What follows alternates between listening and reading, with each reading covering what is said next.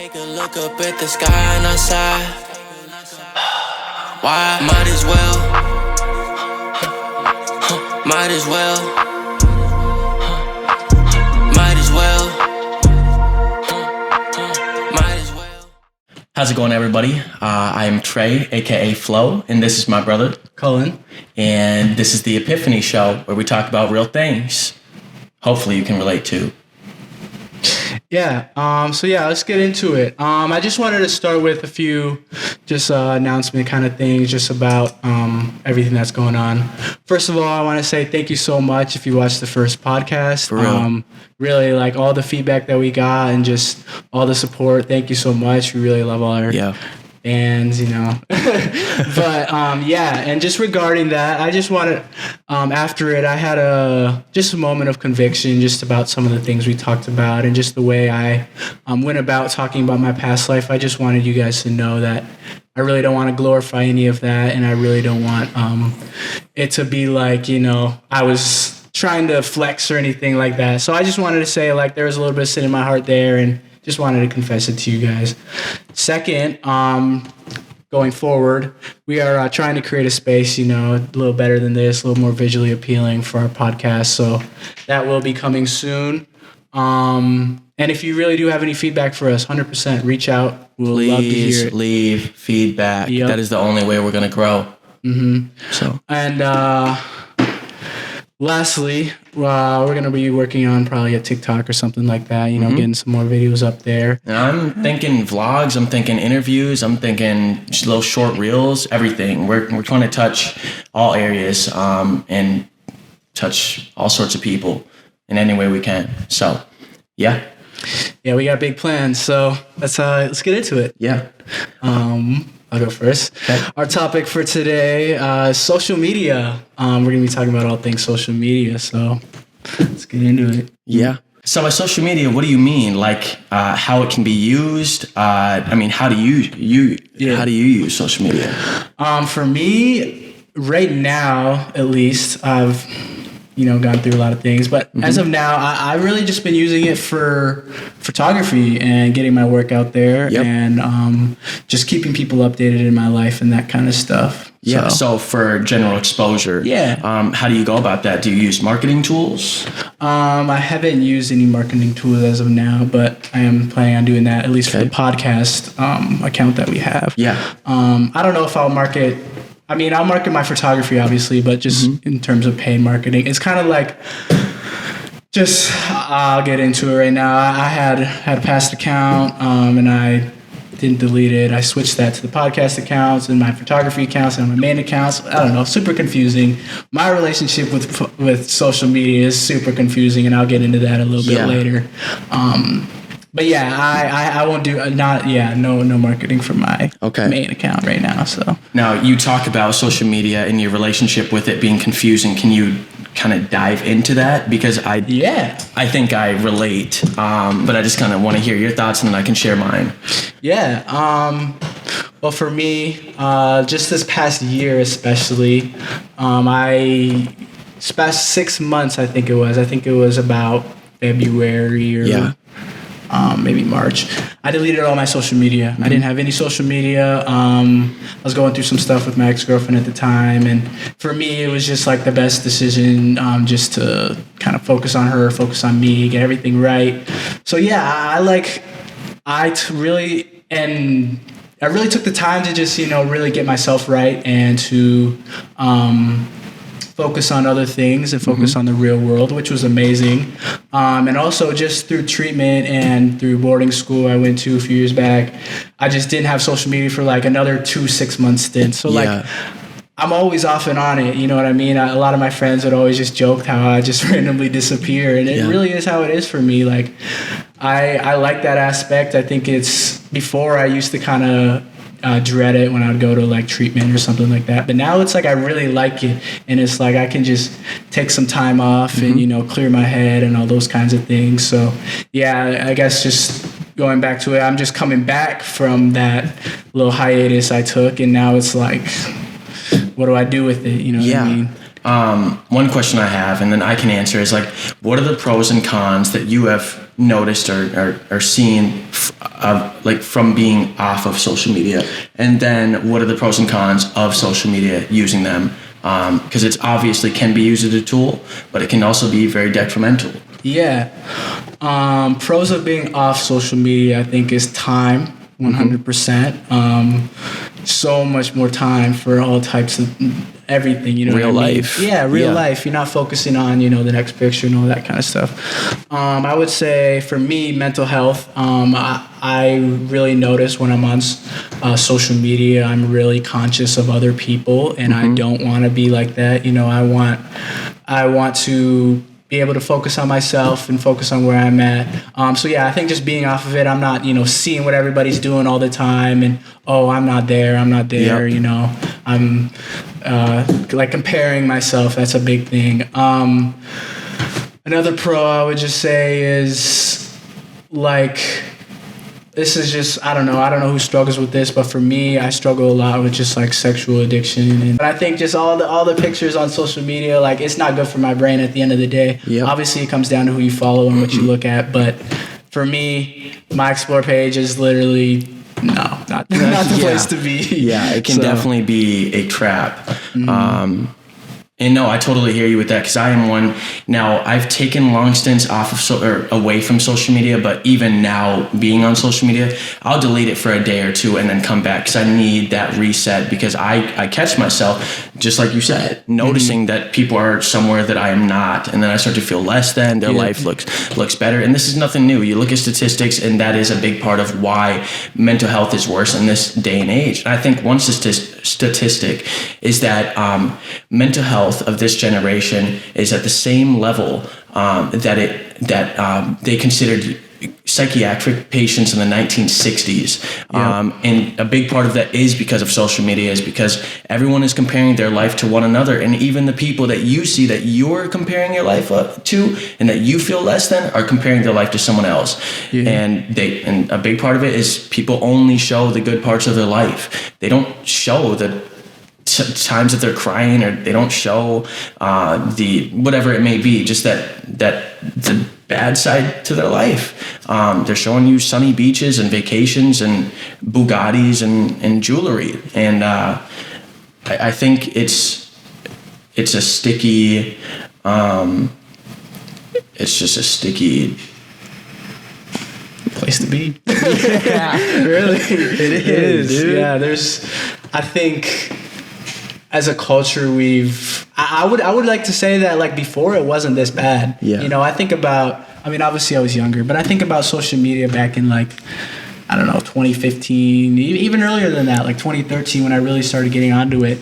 And the vibe was just so much different, you know. I remember the days of like Ask FM and like Kick, and yeah, obviously things were like Kick. Oh my, bro. Kick is one of those that's like it depended who you were, because me, I wasn't doing the best things on Kick. Yeah. But anyway, I just remember like that kind of thing, and back when Snapchat, you know, it would show your best friends, and that kind of stuff. It was just more wholesome, I feel like. I think.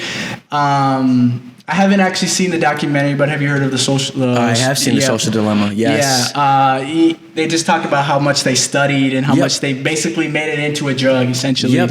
And yeah, I think that's just where it's come to, and now it's so addicting. And you know, we got TikTok now that's just ruining people's attention spans and all kinds of stuff like that. And it's funny you say that, the Social Dilemma, that some of the statistics in there are crazy. Like the algorithms that they use in casinos, they use for the social media apps. And also one notification from social media, it gives the same rush of dopamine that one line of cocaine does. Yeah, that's crazy. Crazy. Yeah, and like it's true, bro. And also, this is kind of off topic, but have you ever gotten a phantom buzz? Yeah, I was just reading about that actually. Yeah. It's real. I get it really bad actually. It's real.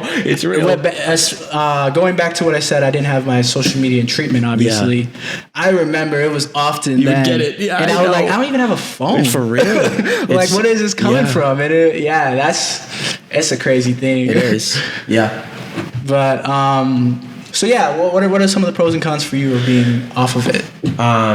being off of it, I mean, I don't have that distraction. Just like you, I'm not glorifying other people's lives above mine. I think, see, when I go through these stints of days going off of it, yes, it's a breath of fresh air, but there's also this thought of like, okay, I'm going to be back on it. Yeah. It's not an end all be all of like, okay, I'm off this for good. I don't have to worry about that. It's like, it's kind of that like waiting of like, I'm going to be back on it. And so I don't think I ever get a real break from it. I think I just take, I just am less distracted. I'm more focused on what's really going on in my life, and I'm less worried on trying to please people.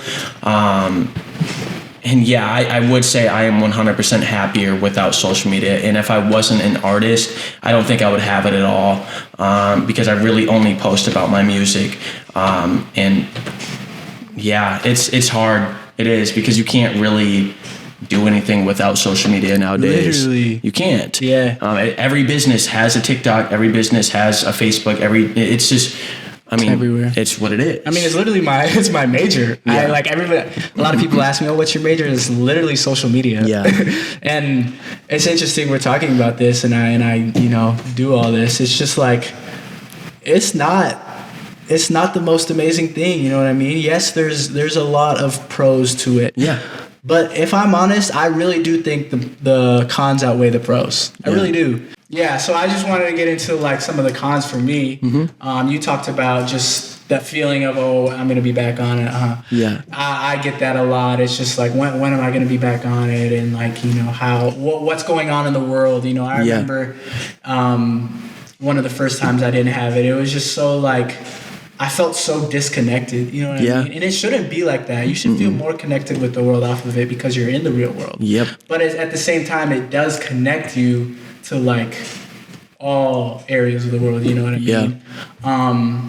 Like I think about, I have a few good friends out of state, one of them from California, and like every time I'm off of it, we don't talk at all. Like, yeah, sure, I can text her, but really social media is the main way that we communicate. So it's like little things like that where it's really good, it's given a lot of people chances to talk to their families out of state, I think about like during COVID, like the Zoom, I mean, maybe they're not exactly a social media, but the socialness of it, you can talk to people from anywhere. You don't have to be with them. So it's like all types of stuff like that. It's really good for that. But there's also the iceberg of it and the darker sides of it that, people, I wouldn't say don't like to talk about, but just isn't talked about enough, I guess. Yeah. Yeah, I 100% agree. I mean, there are pros, and I don't even know if I would go as far to say as the cons outweigh. I think it all depends on the person. I've heard it said like, use social media, don't let it use you. And I try to practice that. But there is a part of me still that is just constantly checking. It's like, did I get a notification? If so, then from who or from what? And I just really think it takes discipline, and I think that's the bottom line, is how disciplined are you with it. And it's a really hard thing to be disciplined with, because it will suck you in if you are not disciplined. But then what does that say about us as human beings? What are we searching for, and what are we not satisfied with in the real world, if you want to call it that? Because the social media has integrated itself into the real world. 100%. It is real. I mean, look at like the metaverse coming, bro. Like it's literally it's merging with the real world. And they show us that in the movies. Yeah, exactly. What is that? Is that Ready Player One? Bro. That's one of my favorite We could movies. start something on that, the virtual reality, bro. And we could also just talk about what they show us in the movies. Like, we could really dive deep if you want. Yeah. Like, it's real, and it's slowly happening. I don't think it's going to be our generation. I think our generation are like pawns in it, pushing it without even knowing we're doing so. But my brother's generation, he's 9, his generation, it's going to grow up, and it's just going to be a part of their life. It already is. Well, that's the thing. We really were, I mean, maybe more your brother's generation, but even us, we were really the first generation to grow up with social media. We're test. Yeah. Yep. So it's like, They don't know. They don't know the long-term effects of it, and they're seeing the short-term effects of it already, and all of the mental health and all those kinds of things. But the long-term effects of it, I'm really not excited to see. To be honest. Yeah. I mean, I even think about physical health things. Like I know some people who just like have gotten really big sensitivities to like, you know, the EMF frequencies in your phone. Yep. And you know the whole thing with 5G and all that. So it's just like even things like that like are going to be huge. Yeah. And just like what happens with that. Yeah. And you know, we are faith-based, Christian-based. So I got to bring it to a spiritual thing, but I think everything in this world, 100%, including social media, and that may be one of the biggest players, is fighting for our attention. Yeah. Because if we are sucked into a TV screen, and you think about it, it's almost time travel. Yeah. I mean, you take a 5-hour car ride and you spend the 5 hours on your phone. That 5 hours goes by pretty fast. You can sit down and watch a 3-hour movie. That goes by fast, but you can't sit down and read a book for 3 hours. Exactly. It's little things. It's a war for our attention. And I'm not trying to, you know, crap all over social media, but it just comes down to discipline. Like, do you see through the agenda? Yeah, exactly. Because everything has an agenda. Mm-hmm, at the end of the day. And I remember it comes back to something that, you know, Justin from the Redemption House, the tribune that we were at, always talked about. You know, if you're not worshiping God, you're worshiping something. Everybody's worshiping something at the end of the day. So if you're spending all your time on you know, social media, at the end of the day you are worshiping the social media. What you give your time to is what you're worshiping. You can make anything your God. Exactly. Lowercase. So I just think that's going back to what you said. Just like, what are you using it for? You know what I mean? Where are your priorities? Mm-hmm. Why can't you, you know, spend that much time in, you know, reading, or if you're a Christian, reading your Bible or any of those kinds of things? You know what I mean? Yeah. Why is social media so big in your life? And I think those are the questions that we need to ask ourselves. Yeah. And it's a hard thing to answer. I can't even preach to y'all. I get sucked into it too. Exactly. It's hard and it's tricky. And then should we even be using social media then? Mm-hmm. If we recognize it as that? And to that, I would say to each their own. And that may be something you have to pray about and think about. And I can speak for myself. I do not pray about it enough. Mm-hmm. I think the thought crosses my mind. And I think that's why I delete it frequently, is because I recognize, hey, I'm getting sucked in again. But then I allow myself to get sucked in again. Yeah. So, I mean, it's just tricky, dude. I don't know how to. I mean, would we be able to upload this podcast without social media? Exactly. No. So there are pros to it, but you got to fight those cons. Yeah. So. Mm-hmm. Should we go somewhere else with this? Yeah. What are you posting for? I think that kind of relates to just the spiritual aspect of it.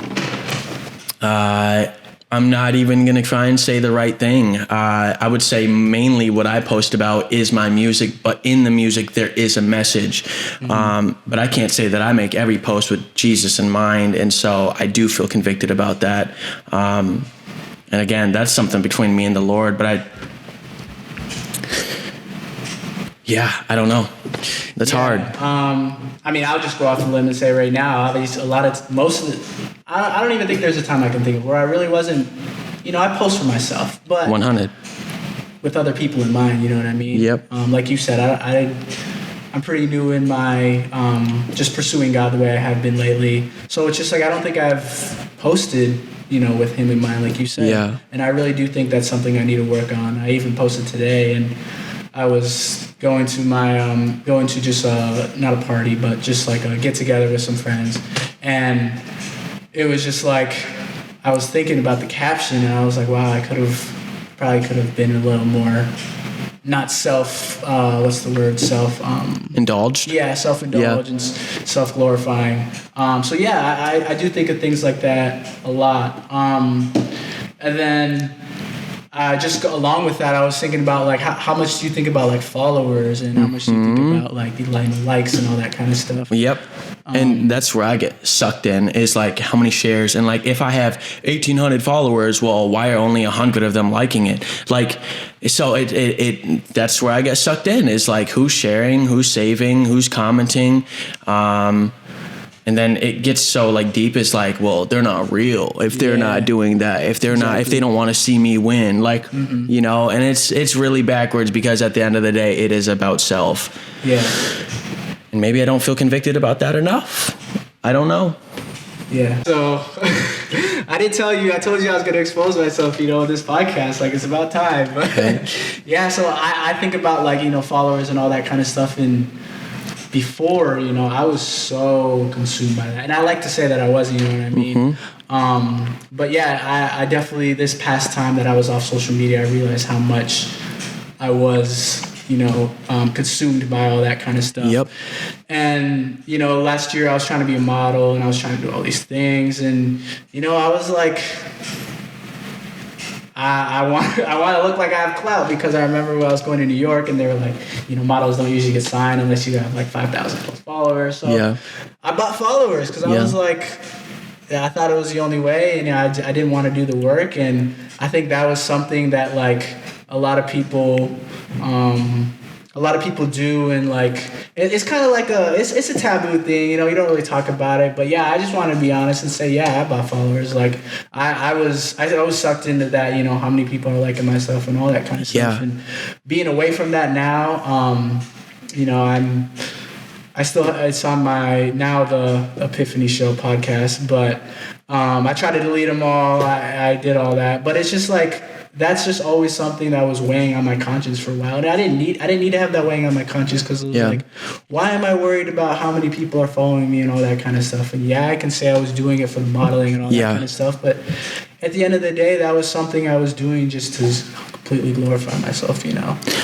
And the world loves image. So if someone sees that you have 5K or 10K, like you said, they won't sign you without that. It's a thing. Yeah. So I get it. I do. And it just reminded me, Travis Scott, not to expose you, brother, but his manager bought him his first either 100K or 1 million Twitter followers. And that was a big reason that his, was it Beebs in the Trap or Birds in the Trap, blew up. Yeah. Was because of that image. An image sells, and that's what sucks. Anyways, yeah, I wouldn't say that's a big expose. Like, but you got it out. It's in the light. The devil can't use it. Nah, not no more. And it's just, I don't know. I think it's funny just because I had a few people say something about it. And just, why you blowing up so quick, bro? Dang, you take it off. Like, if you go through it, you can see them too. Like, I wasn't discreet. The bots. About it at all. Yeah, it was like all people from like Middle East and all that kind of stuff. So it's like, you know, it wasn't really that secret. But I just say that to say, like, it was a big thing for me, and now being out of it and getting away from that, I can really, you know, just appreciate just doing it for the right reasons. You know what I mean? All organic. Yeah, all organic, 100%. And just like, I don't need to worry about, you know, who's following me and all that kind of stuff. At the end of the day, you know, I'm a child of God, and that should be my main focus. Yep. And if he wants to bless you with followers, or bless you with clout, or bless you with a greater, or not, I'm not even going to say greater, a larger ministry, he can do that. And that's one thing I've learned is, you know, there's times where I've thought about buying followers to maintain an image, or whatever it may be. But it's like, you know, God will bring those. But at the same time, you do got to put in the work. Exactly. You know, you can't sit. If we were just sitting and not recording a podcast, then there would be no podcast. Exactly. So you got to put in the work at the same time. But who are you putting in the work in for? I guess that ties back around who are you putting in the work in for. Exactly. Yeah. Yeah. Let's want to move on. Yeah. I got a good one. Okay. Let's just talk about the whole promiscuity of social media. Yep. And just, you know, sexualization and all that kind of stuff. Image, sex sells. Yep. It sucks, but it's the truth. And that's what it is. And I struggle with that because I've seen how when in my old life, when I was talking about drugs, when I was flashing money, when I was flashing guns, whatever it may have been, I had, and I'm not even gonna be federal, but like when I was doing that stuff, people cared. People cared. Now that I'm out here preaching, I have the few who really care, but I see people who are glorifying those things with a lot more going on for them. And bottom line, yes, our God did create this world, the heavens and the earth, but there is a lowercase God, and this is his world. And so when you compromise yourself or sell your soul or just live under his kingdom, the world will love you. Exactly. And that's what it is. And God says, and Jesus says that we will be hated as he was hated.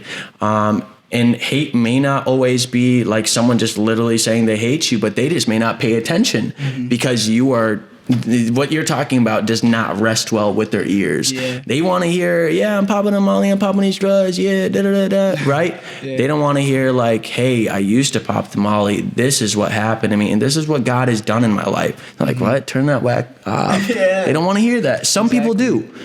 But to the promiscuity. Yep, I'll let you say that.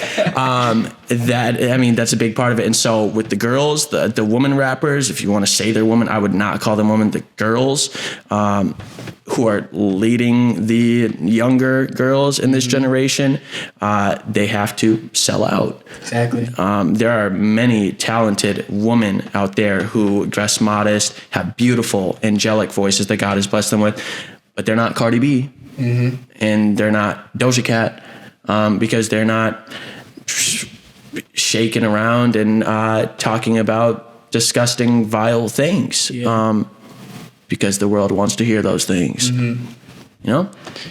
Yeah, and I think just going off of that, I think those kind of people and those figures, celebrity figures, have really just been pushing that, and I think that's what we're seeing the effects of, I think our generation is like people are just so obsessed with sex, bro. And it's like, that's not to say that people were never obsessed with sex. I don't know how it was back then, but it had to have been different, bro. Look at Sodom and Gomorrah. Yeah, exactly. But I'm just saying, like, the ease of it now, bro. You can just go on, like, Instagram, slide into a girl's DMs, or download Tinder real quick and find a girl in, like, however many, swipes. Yeah. And there you go. Like, that's another body. And it's just, like, it's so accessible. Accessible. Yes. And people are just, like, it's desensitized to it.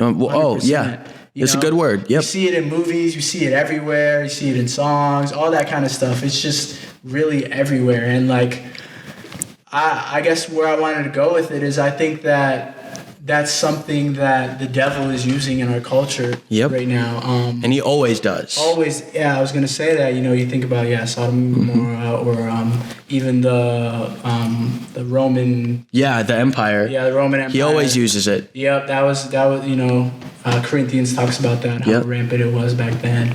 And I think we're seeing that right now, you know what I mean? People talk about the sexual revolution and how girls are taking back their power, and it's like, no, you're not.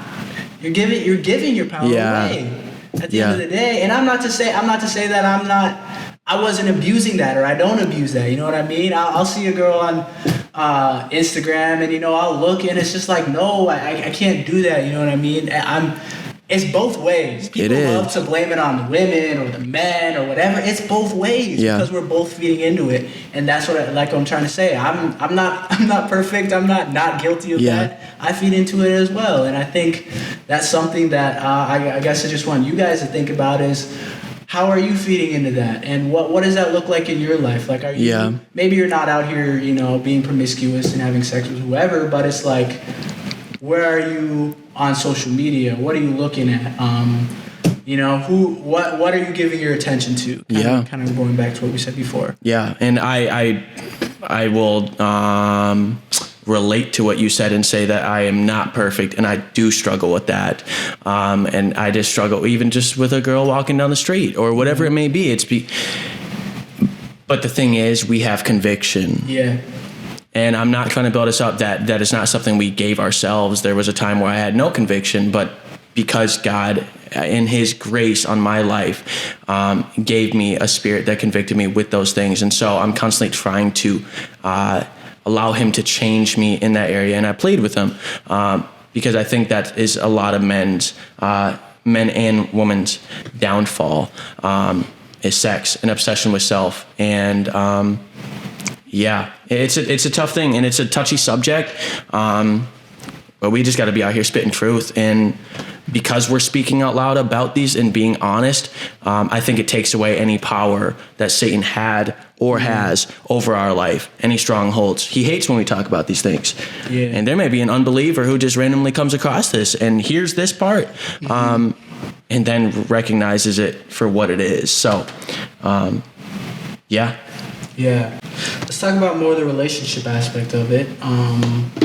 Just with, I wish I had this stat pulled up. I saw it somewhere, but it's just,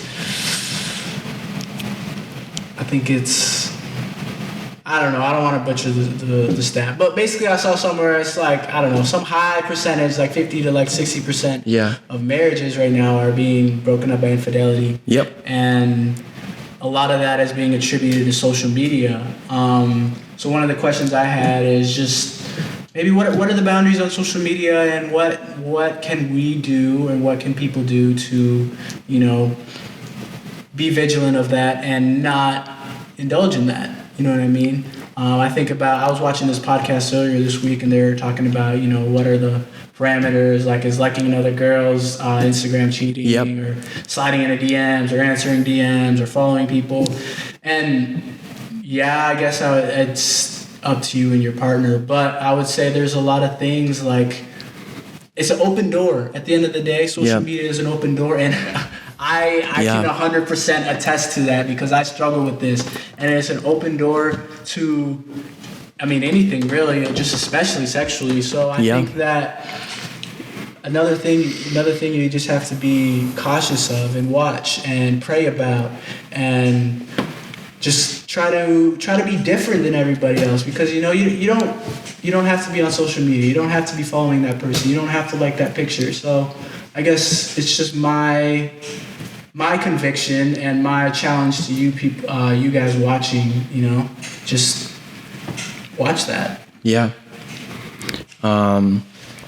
So if we're touching based on relationships, again, I think it comes down to each their own. Some people may not struggle with it as much as others. Exactly. I think if it's a real struggle for you, maybe don't use social media. And I know we were talking about this at Redemption House, and we've talked about it too. But that is the thing. It's so hard just needing social media for what you are trying to accomplish, whether it's be music or videography or art, to network, whatever it may be, fashion, modeling. Excuse me. You kind of need that tool, but at the same time, like if it's pulling your attention from God, do you really need it? Or do you need to do what the Bible calls you to do and pluck out your eye or cut off your hand that causes you to sin? Yeah. The Bible does not mean that literally. It means, hey, if this is causing you to fall short, cut it out. That could be social media. And again, I'm not trying to preach because this is something I struggle with, and it's easy to say this, it's hard to do it. So don't think I'm up here high and mighty. I have to tie everything back to what the Word of God says, because it's just what I base my life on. So, yeah. Yeah, and I think, just a quick sidebar, I think that's kind of the beauty of this podcast, a lot of these things that we're talking about, we're really preaching to ourselves, especially the social media thing, because me finally being back on social media, I've already struggled a lot being back on it, and I think that I don't know if I was ready, to be honest. I'm going to say that. I think it's something I need to think long and hard about right now. But just like you said, just in the job I'm in right now, and just the way my life is going, it's kind of something I need. It really is at the end of the day, with this podcast too. So it's just like, I just want to say, we're really preaching to ourselves here. Like he said, we don't sit here and think that we're all high and mighty. Like, I'm not better than you because I was off of social media for 6 months. I'm just saying that was my experience. It helps me a lot. I'm back on it, And I want to talk about it because I don't know where this is leading. I hope I hope everything will be okay. I pray every day for it. But yeah, we are trying to do a good thing here, and we are not trying to act high and mighty. And I do agree, we are preaching to ourselves. And one thing I want to say to that is hopefully we become leaders. And that's one thing I want this podcast to be about is, I know for me, I look at preachers and I look at, just people of the faith, and I'm like, why can't I be like them? Why can't I be as perfect as them? And I know, Justin, if you hear this, you say, I'm almost putting them on a pedestal when they are sinners also. Mm-hmm. But one thing I want this podcast to be about is two young Christian men who are open about their struggles with said things, because I think we need more voices out there who aren't just like, if you do this, you're going to hell. Yeah, that may be true with whatever you're struggling with if you don't cut it off. But if someone was open and be open with their past struggles or present struggles, it could lead someone to Christ instead of leading them away and scaring them away. And so that's really what I want this to be about, is a shared struggle with you guys and allowing you to know that we are human, we are flesh, but we are saved. And to say that with confidence, because so often I do not feel saved. And that's the devil, though. I do, but sometimes it's easy to listen to that lie. Yeah, it is. And I can only speak for myself. I know several people who have complete assurance of salvation, and I think that comes with sanctification. I think that's a gift from God. But I also think that it could be the thorn in my side, because I do fear God. And only someone with the Holy Spirit can fear God. I just truly do fear, and I do have a full recognition of my sin, and I hate my sin. And so when I sin, I think sometimes, the majority of the time, I idolize my sin as being too great for what Jesus did on the cross for my sin. Yeah. And that's one thing I'm struggling with, and I'm fighting. But if you have a shared struggle in that, talk to me, talk to him. Yeah, and that's just what it is. Yeah, you talk about just struggling with those kinds of things and being okay, and with salvation. For me, I'm not. I hate the phrase "fake it till you make it," but for me, that's what's really helped, just in terms of sanctification, is just not pretend, but even when you don't feel. Yeah. Yes, because feelings lie. You know what I mean? Yep. Maybe, I'm not saying it's always easy to do the right thing, but a lot of times I get in my head like I can't do the right thing. I should, all this kinds of stuff, and it's just like, I'm not perfect, but I can do this right now. You know what I mean? I can choose the right thing right now. And I would just say, for all of you listening, even for you, Trey, just like, just do the right thing, when you can do it, and accept that there is forgiveness when you do the wrong thing. You know what I mean? It's easier said than done. You can hear that a million times, but for me, it's the biggest sense of security I have in my whole life. And I've really recently come to accept that and understand that, especially the forgiveness aspect of it. I was always just so down on myself, kind of like you, just the assurance of salvation and all that kind of stuff. But God saved you for a reason. You know what I mean? This isn't a joke. You know what I mean? This is real life. So just remember that, and you may still struggle, but just remember that. Cool. Thank you. Yeah, of course. See, I feel encouraged. I hopefully y'all do. Yeah, 100%. I want to shout out my mentor, Jason, for giving us the next topic, because he listened to the last podcast, and, he really respected what we had to say. But at the same time, he just had some counter questions of like, okay, so yes, you struggle with addiction, and that was your past life, but what is God doing in your life right now, and where do you see him bringing you in the next couple years, 5 years? What kind of man do you want to become? Screw what happened in your past. What do you want to happen in your future, and what do you see it looking like? And so for me, I got to bring it to sanctification, and I also got to bring it to be honest, because of my past and just growing up, I never saw a future And I think God is working on that within my heart, but there are still days where I have visions, quote unquote, of me dying young. And I think that is an attack from Satan. Although it is almost proven to be true, the reason I know that those were lies of me, I'm not going to get married. I just think I'm going to die young. I just don't see myself making it to 21. Well, guess what? I'm here. So those were lies. If you know my testimony, I flipped my car off Xanax, went through 4 yards, missed a tree by less than an inch, hit a parked car in a driveway, and rolled my car 3 times. And 5 months after that, I overdosed on a fake Percocet. I was in a coma for, I always screw this up, but 4 or 5 days. They froze my body. I had a trach tube, IVs up the wahoo. And guess what? I'm here. Should I be? Well, according to God, yes. So all of those little sneak attacks, those blindside visions of death, I know they're not from God, because he does not give us a spirit of fear, but of confidence and sound mind.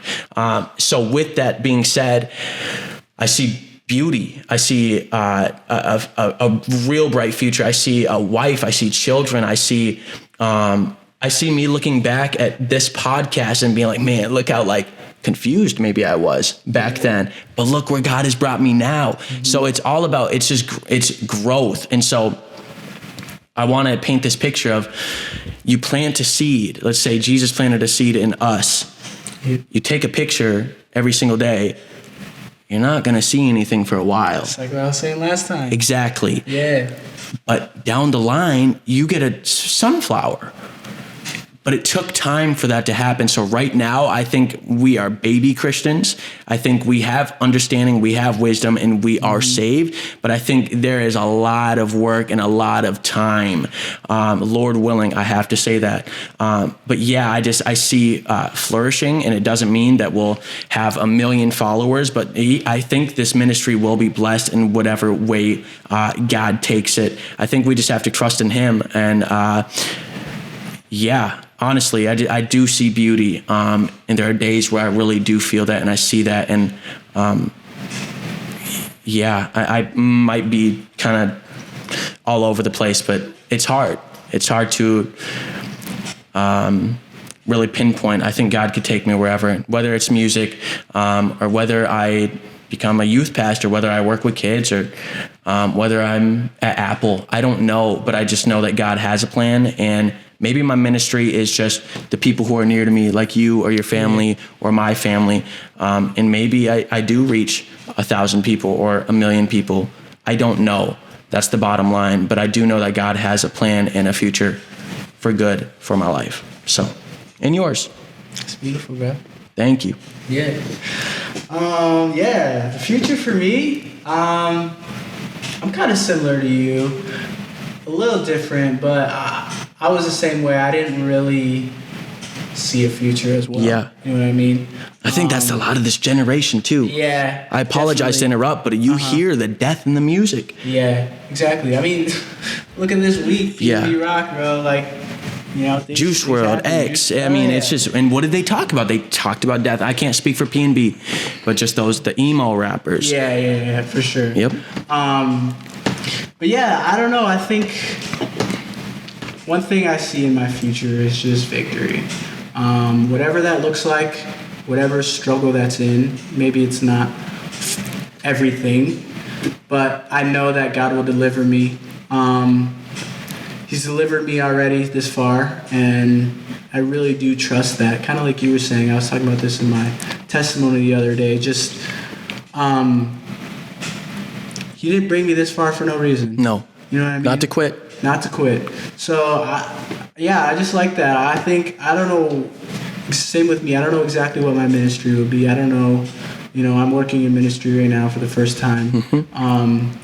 And I'm really starting to see what that's like and get other friends and other people who are in that as well. And it's just like, I don't know, maybe God is calling me to that. But all that to say, like you said, I don't know exactly what in terms of career, I guess is what I'm trying to say. I don't know exactly what the future looks like. But I do know God will provide, God will deliver, and there will be victory in these areas that I'm struggling with. Yep. I don't want to talk bad about her, but just, I don't know, there was a person in my life who just she believed in me. I know she did. I really do know she did. But I think I had a lot of lies in my head that I couldn't do it, and I think I'm moving past that, and I'm happy that God is really showing me better. So yeah, I guess, like I said, I just see deliverance in my life. I see victory. Yeah. And sure, maybe that's vague, but it's deep. Yeah. It really is deep. And God can paint a clearer picture. Two things I wanted to say. I don't know where in the Bible this is, but he who began a good work in you will be sure to bring it to completion. What is it? I know it. Is that Ephesians? Can I look that up really quick? I'll throw it on the podcast. Okay, yeah.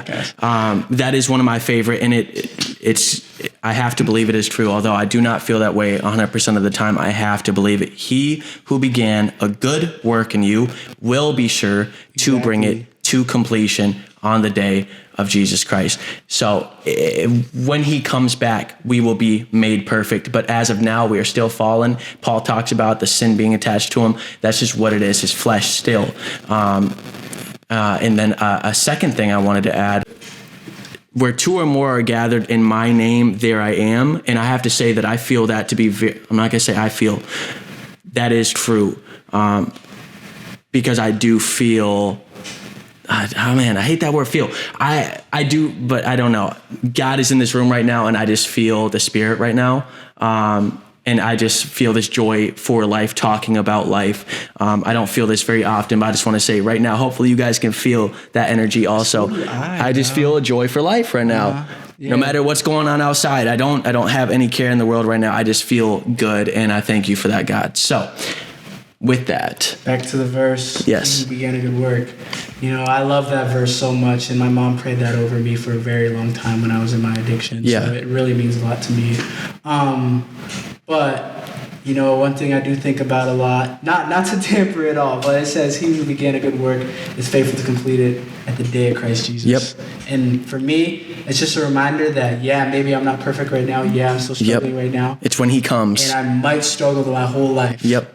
But when he comes, I will be delivered. Yes. And I trust that, like I said, it's at the day of Christ Jesus. Bro, I just remember I was in a Bible study this summer, and we talk about, bro, just imagine in heaven, bro. Yeah. You will never struggle again. No. You'll never have that sexual thought. You'll never think, I just want to hit this weed or whatever, bro. Like you won't have those struggles anymore. And I just get like flustered thinking about it. Like I got chills in my body. That's what I'm saying. I feel good right now. Yes. Struggle. Yeah. Like I can't even just like fathom that, bro, because I struggle every second, like always. Anyways, it's just beautiful that one day I will never have to struggle again. Yeah. And he will wipe every tear from our eyes. And that's another thing. And another thing is, like, I want to just get this out there. I read a book one time that painted the picture vividly, because I used to think that heaven was boring. I used to think it was naked babies with wings and white clouds, and like that was it. And I was like, that sounds boring. But no, the way he painted it is like he will create a new heaven and a new earth. So that means that things that are here will be made new. If we have whatever is on the color spectrum, imagine that 1,000 times greater with 1,000 colors we cannot perceive or conceive of. We can't perceive right now. Our vision field is like 3% of the electromagnetic field. We don't see anything. We're blind. And it'll be joy everlasting, and I just can't wait. So Jesus, take me home when you're ready, you know? Yeah. Got a little off topic there, a little off social media, but you know, it's okay. Hey, we're going with the flow. Yeah, going with the flow. The flow. Yeah, I don't know. The Lord's working, you know. No matter where I'm at, no matter where you're at, where you guys are at. No matter how you feel. He's there. And even if you don't believe, he's also there. So, I don't know, I feel a calling to explain the gospel right now, so I'm gonna do that. Do it. As I said, I'm working in ministry right now, and they've been training us on the gospel, so I'm a little nervous right now, but I'll do it. I'll get this out. So yeah, in the beginning, you know, God created the world, everything in it. On the sixth day, He created man, and that's you and me, Adam and Eve. In the beginning, it was Adam and Eve, and He gave them one commandment, and that was not to eat of the tree, right? And He said, "You will surely die." Wait, is that correct? Yes, if you eat from the tree of knowledge, you will surely die. Yeah. Anyway, so then Satan came in and he got in between that relationship and he convinced Adam and Eve, to eat the fruit. And that's why we live in the sinful world. That's why Adam and Eve sinned first and it eternally damned the rest of the world. Mm-hmm. Through that, I'll fast forward a little bit. We went through cycles of sin and all that kind of stuff, and the Israelites and all that kind of stuff. But I don't know how many years later, but thousands of years later, God sent His Son, who was fully God and fully man, to this earth to atone for our sins, and He lived a perfect life so that perfect life bearing all of our sins, so that we didn't have to die. And He died in our place on the cross, and the third day He rose again. And through Him rising again on the third day, He conquered death. Sin. Death and sin. Mm-hmm. So we no longer, those who believe no longer have to be subject to that. They are not subject to it, but you know what I mean. They aren't judged by that in the end. And that's a beautiful picture, I maybe I didn't do the best job, but it's okay. It's just a beautiful picture to me, just that we never, I just keep going back to that, bro. We never have to struggle again. And that's because of what Jesus did on the cross for us. You know what I mean? He saved all of us. And I just wanted, whoever's out there who doesn't know, who's on the fence, whatever, I just challenge you, just believe. Look into it. Ask questions. Find somebody. Ask somebody. Because, maybe I didn't do a perfect job, but the gospel is out there and it's for you. It's not just for Christians. It's for you. It's for you to believe. So, I don't know. God just called me to do that right now, so I did. Yeah. Can I end with a prayer? Yeah. Okay. 100%. All right. Dear God, I thank you for another day that was not promised, and I thank you for my brother Cullen and just his boldness to speak. I pray, Lord, that we would do this for the right reasons, and that we would not step out of line, Lord. I pray that the devil would not taint our words, Lord, but that we would speak with boldness and truth, and that you would give us the words, Lord.